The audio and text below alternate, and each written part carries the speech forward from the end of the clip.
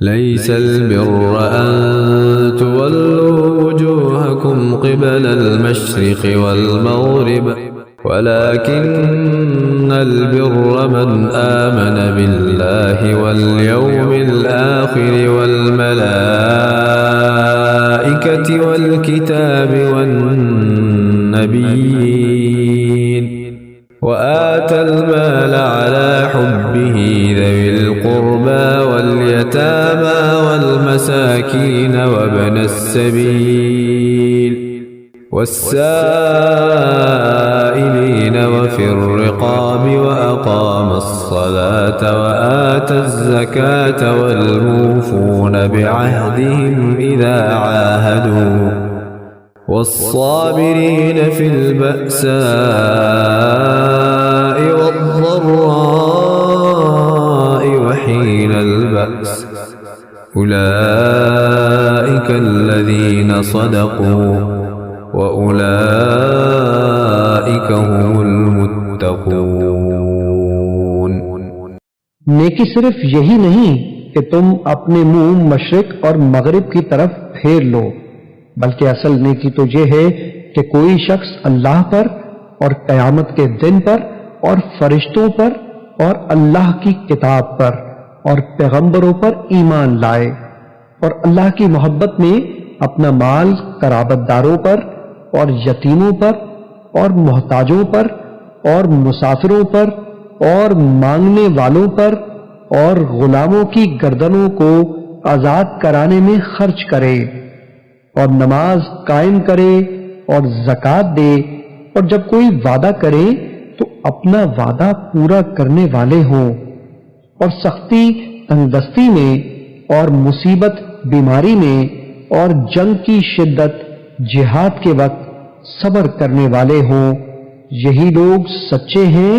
اور یہی پرہیزگار ہیں۔ يا أيها الذين آمنوا كتب عليكم القصاص في القتلى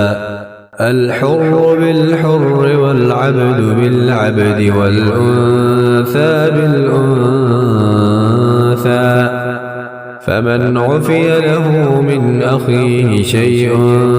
فاتباع بالمعروف وأداء إليه بإحسان ذلك تخفيف من ربكم ورحمة فمن اعتدى بعد ذلك فله عذاب أليم۔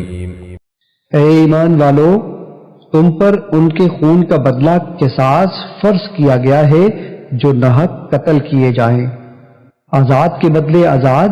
اور غلام کے بدلے غلام اور عورت کے بدلے عورت۔ پھر اگر اس کو یعنی قاتل کو اس کے بھائی یعنی مقتول کے وارث کی طرف سے کچھ یعنی قصاص معاف کر دیا جائے تو چاہیے کہ بھلے دستور کے موافق پیروی کی جائے اور خون بہا کو اچھے طریقے سے اس مقتول کے وارث تک پہنچا دیا جائے۔ یہ تمہارے رب کی طرف سے رعایت اور مہربانی ہے، پس جو کوئی اس کے بعد زیادتی کرے تو اس کے لیے دردناک عذاب ہے۔ وَلَكُمْ فِي الْقِصَاصِ حَيَاةٌ يَا أُولِي الْأَلْبَابِ لَعَلَّكُمْ تَتَّقُونَ۔ اور تمہارے لیے قصاص یعنی خون کا بدلہ لینے میں ہی زندگی کی ضمانت ہے، اے عقل مند لوگوں، تاکہ تم خوریزی اور بربادی سے بچو۔ كتب عليكم إذا حضر أحدكم الموت إن ترك خيرا الوصية للوالدين والأقربين بالمعروف حقا على المتقين۔ تم پر فرض کیا گیا ہے کہ جب تم میں سے کسی کی موت قریب آ پہنچے، اگر اس نے کچھ مال چھوڑا ہو تو اپنے والدین اور قریبی رشتہ داروں کے حق میں بھلے طریقے سے وصیت کرے،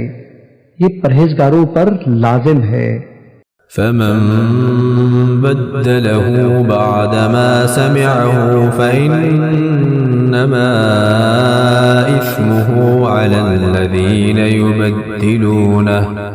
إن الله سميع عليم۔ پھر جس شخص نے اس وصیت کو سننے کے بعد اسے بدل دیا تو اس کا گناہ انہی بدلنے والوں پر ہے، بے شک اللہ بڑا سننے والا خوب جاننے والا ہے۔